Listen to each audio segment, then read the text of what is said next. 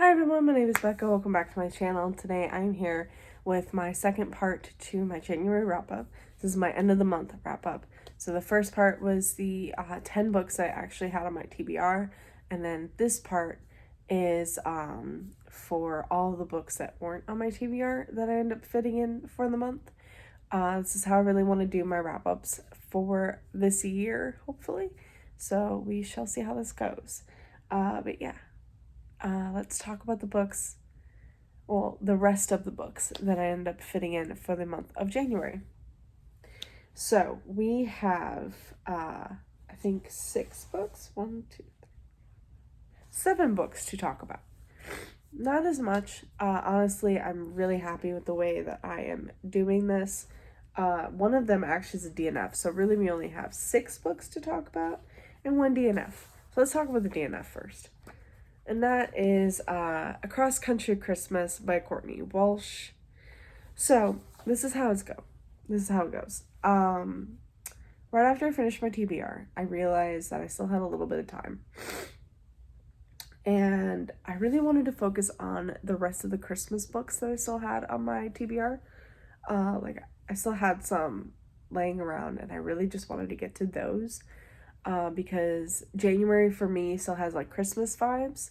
So I'm like, I could fit those in while I still have like the Christmas vibes and spirit, and just be like, just read some really happy, cute romances. So that's where this came in. And from the get-go, I was just not into this.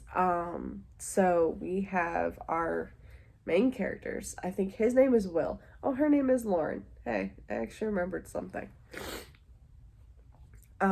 So her name is Lauren and his name is Will. So we have Lauren and her brother, I don't remember his name, but her brother is like, I really want you to come home because we're about to have our first baby, and I really want you to be here while me and my wife are, bringing your child into the world, and I want you to meet your niece or nephew or whatever. The thing is, though, is that it's Christmas, and she doesn't really get along with her parents, I believe, and she hates Christmas, of course.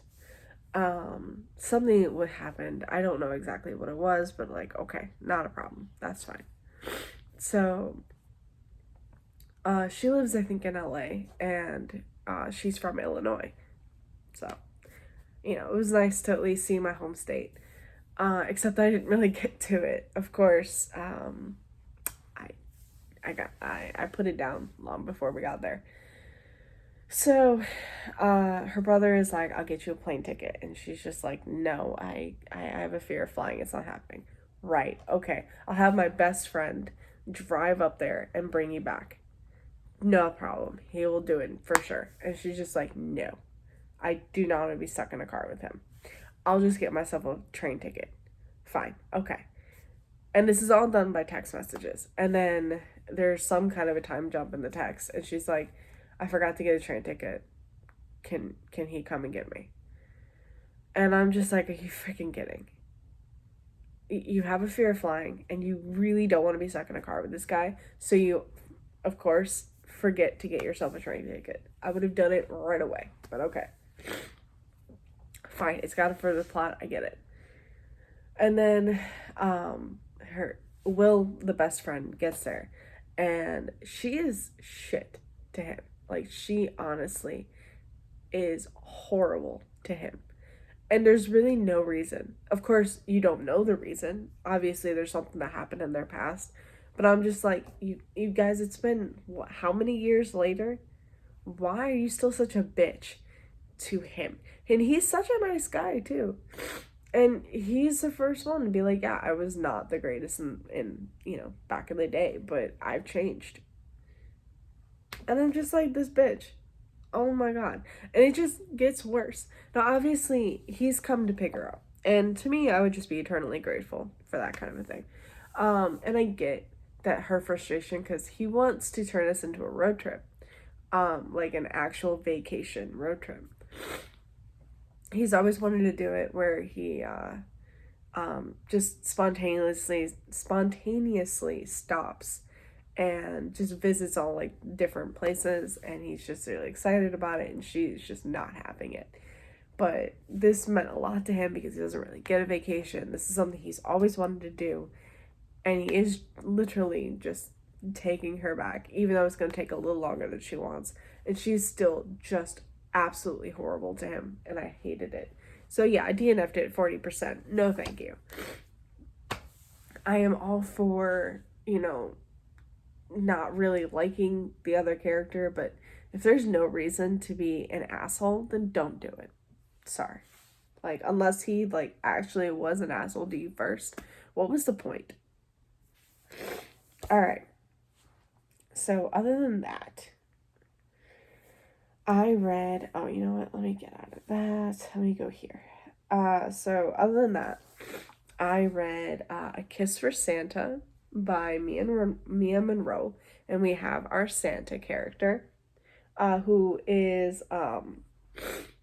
what's it called? So it doesn't come from the North Pole, but he comes from, like, a magical land, and that's how he gets all of his powers and stuff like that. And, his people they have, like, this tradition of Santa marrying someone to, I don't actually know why it had to be, but they have to get married in order to keep their powers. They don't get married within a certain time. They have to give up their powers and give it to somebody else. So our main character, which is the Santa, but what's his actual name? Shit. We have Luca, but what's this guy's name? Magnus. That's what it was. I should have remembered Magnus. So we have Magnus and Luca. And Magnus is about to lose his powers unless he marries someone. And he has had a crush on this mortal boy, Luca, ever since, like, they kind of met one night. And I love the fact that nobody cares that he's queer. Nobody cares that he wants to marry a guy. And it's fucking great. The only thing they care about is the fact that he's taken forever to do it. Because they haven't really, connected. They haven't really talked.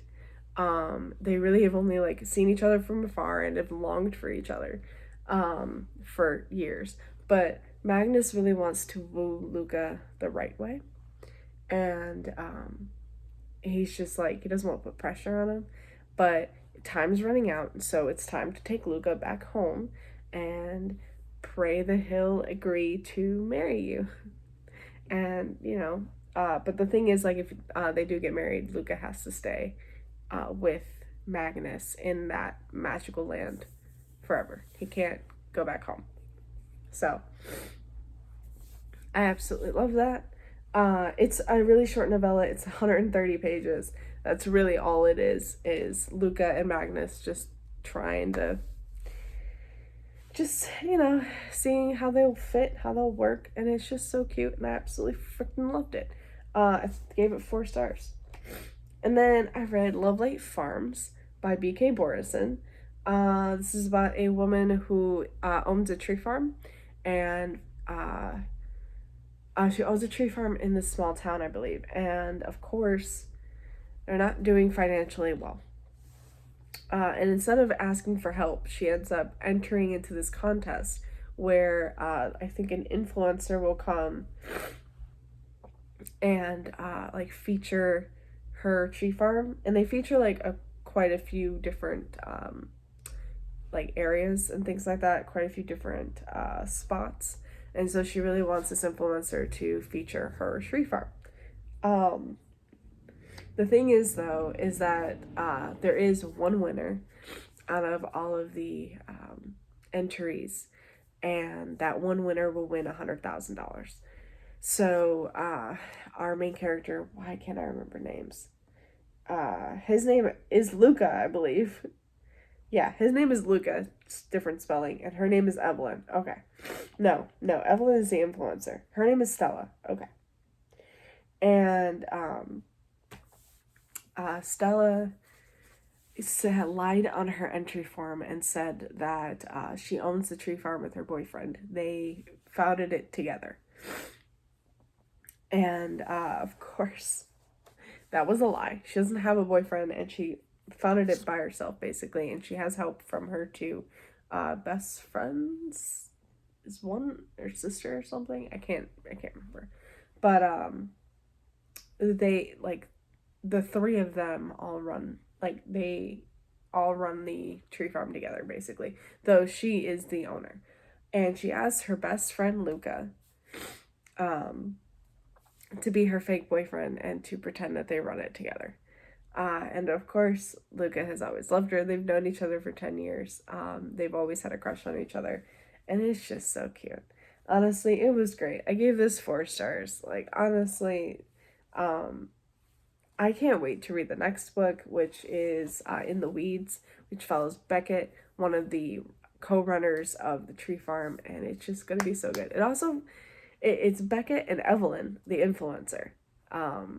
Which you'll find out in Love Light Farms how they know each other. And it's so good. Okay, so I think there's only one other Christmas book. Yeah. Right? Yeah. So the last Christmas book I read was A Merry Little Meet Cute by Sierra Simone and Julie Murphy. This is a this follows B. So we have B and Nolan. And okay, so let's start with Nolan. So Nolan is a ex boy band member. He was the bad boy of the boy band, and he's gotten into some trouble lately. Like, his reputation has just gone to shit, and he really needs to get his reputation back up because his family really needs some financial stability right now. And so he needs to find work, and he really needs to get back out there. And so he takes the job of the lead actor in this Christmas wholesome, innocent kind of movie. It's a Christmas movie on the Hope Channel. And the Hope Channel, I believe, is like a Christian kind of a channel. And so everything's going great, except for the fact that quite a few of the crew from the set went and did something and got extremely sick and injured, I believe. So they aren't going to be able to continue working on the set. One of them ended up being the lead actress. So shit. So they need to find another lead actress along with a series of like crew members. And so the producer of this Christmas movie is also the owner of a porn studio, and he accidentally switches folders or something, and B, who is a porn star, her photo gets thrown into the mix, and the director wants B, without knowing she's a porn star. She wants B to be the face of this Christmas movie along with Nolan. So B has to hide the fact that she's a porn star, and Nolan is also kind of hiding a secret as well. B has always had a crush on Nolan ever since he was in that boy band, like a huge crush. She has a shrine for him, okay? Which I understand, but damn. But unbeknownst to her, he also has a crush on her. So it's great. I love that she's plus size. I love that she is a porn star and is just absolutely 100% happy with that. It's amazing. He's bisexual. I believe she's also bisexual. It's smutty. It's freaking fantastic. I loved this book so much. I gave this 5 stars. I honestly want to reread it. It was so good. I loved the spicy scenes. They were so good. I also love the talk of like his bisexuality and her bisexuality. I just loved it. I loved it so much. But yeah, this was just fantastic. Okay, so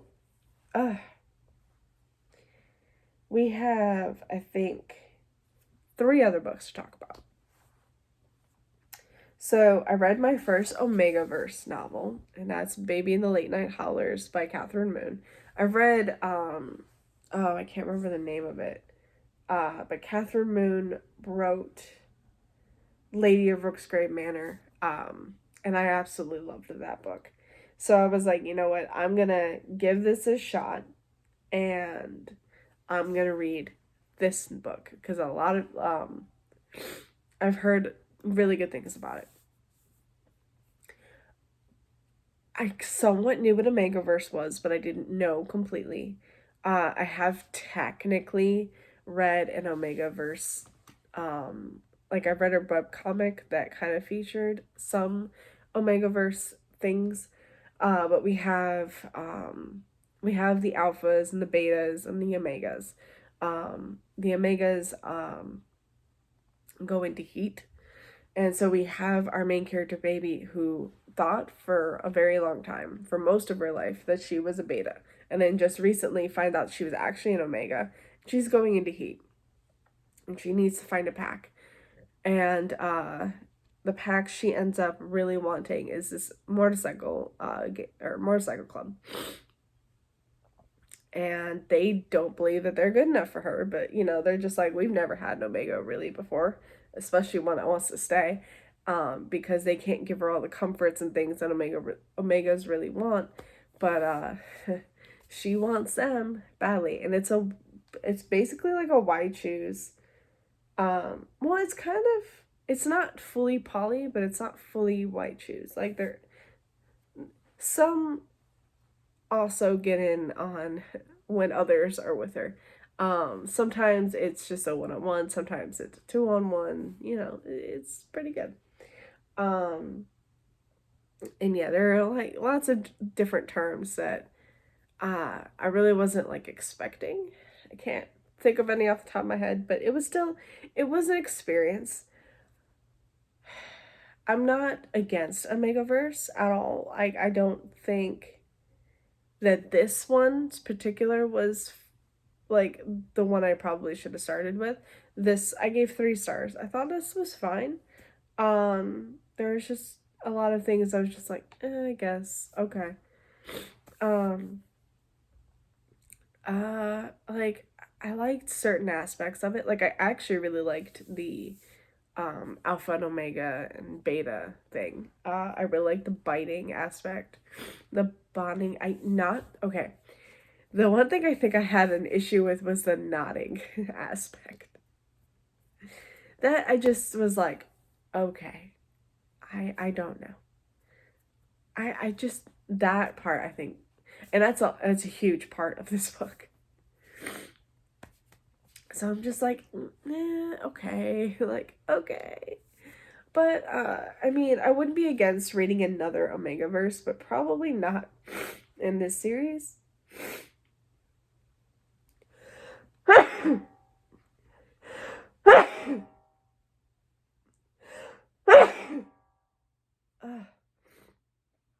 Okay, that's finally, wow, I'm gonna hold that back.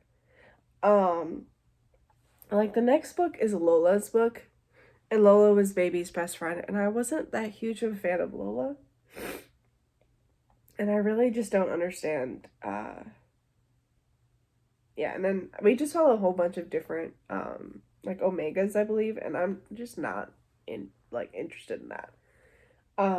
But yeah, so I mean, I gave it 3 stars. I thought it was fine. Okay, so another book that I read. This is actually a library book, and I've lately just been hitting deliver later for library books because I'm just like, I can't pick it up because I have so many books on my TBR, and I'm just like, I can't put another book on there, and I'm just, no. So finally a book came in, I really wasn't reading like anything at the time, so I was like, you know what, sure, why not? And that's Nettle and Bone by T. Kingfisher. And this is fairy tale-esque, and we have I think her name is Mara, our main character. She's a princess, and her elder sister goes and marries this prince of another kingdom. And years later, she comes back. She's dead. And so the prince wants to marry her other sister, her other older sister. And Mara is worried that that sister is going to die as well. But she doesn't die, but she does end up getting, she ends up becoming pregnant. And, what's it called? Mara ends up going to see her and finding out that there are, like, bruises and things like that, all along, her sister's, like, arms and stuff. And she's worried that this prince is actually, like, really abusing her. And she comes to find out that he really is. And she believes that this prince is responsible for her elder sister's death as well. So she's worried that her other sister is going to die.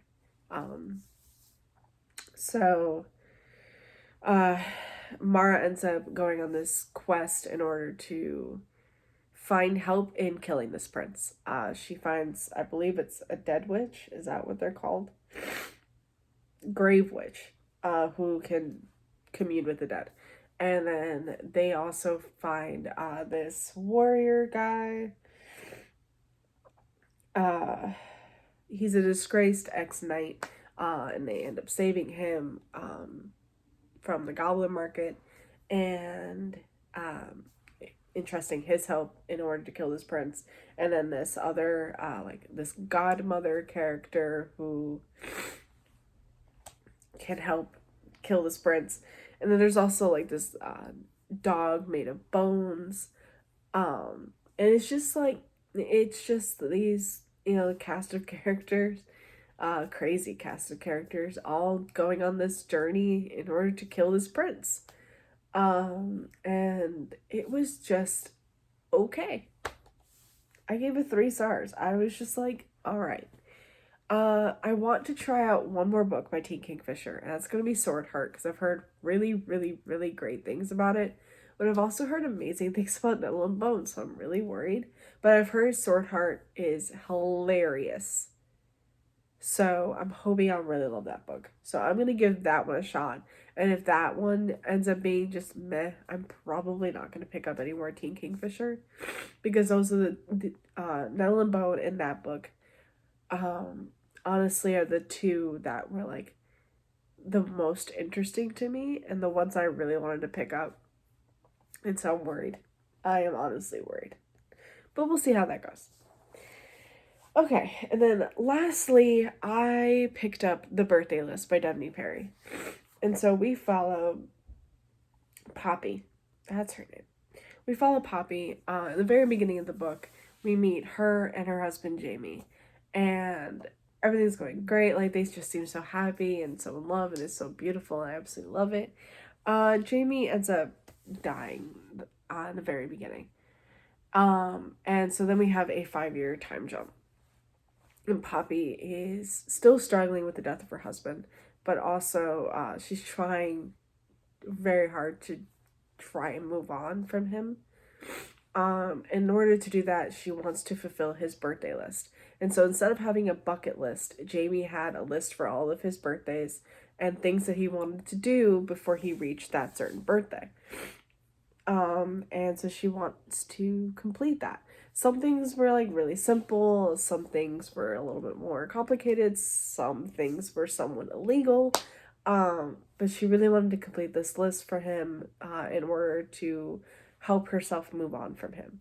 And we also meet Cole, who is that police officer that ended up staying with her after she got the news of her husband's death. And they've reconnected, and he actually wants to help her with the list. And it's just beautiful. I thought it was a fantastic book. I cried so hard multiple times. I loved Jamie and Poppy so much in, like, the first chapter. And then I fell in love with Cole and Poppy. It was just fantastic. I absolutely loved it. I gave it 5 stars. I very much want to pick up the sequel, which is Letters to Molly, which follows Molly and Finn, I believe, which in the first book, they've gone through a divorce, but I'm hoping they'll reconnect in the sequel because they're still so much in love and they have kids together, and it's just like, please, like, you're so cute, please. Oh, and also Poppy runs a restaurant. It's called the Mason Jar, and literally, because Jamie's last name is Mason, so her last name is Mason, and all of the food that she makes comes in the jars, like in mason jars. And it just sounds amazing. And I wish it was an actual thing because I would go there constantly. And so, like, every time they were talking about like the new pies that she made, the pot pies, the beef stew, like, oh my god, I just wanted to eat it so bad. And like, it's not fair. It's just not fair. But yeah, I am so happy that I read that. Honestly, I had 2 5 stars in this wrap up, in this version. I'm not gonna lie, the last wrap up had all 4 and 5 star books. I was so happy with the first half of the month. And then the second half, yeah, I had 1 DNF, which wasn't great. And then I had a couple 3 stars, which, you know, is fine. But then I also had a couple 4 and 5 star books in this. And like, honestly, that's what I wanted. I just wanted a month where I just read things that I really wanted to read and loved it. And this month was a huge success. Like, I don't think I've had like so many 5 stars in 1 month. I had 1, 2, 3, 4, 6 5 stars just this month alone. Like, are you kidding me? February is gonna be hopefully another list of like 5 star books. And I'm just so excited to see what 2023 is gonna bring, honestly. So yeah, that's it for me today, guys. I hope you enjoyed this video.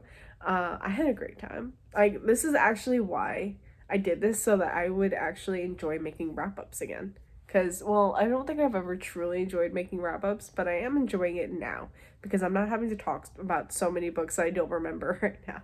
So it's great. So thank you guys so much for watching. I hope you enjoyed this video, and I will see you again with another. Bye. Happy reading.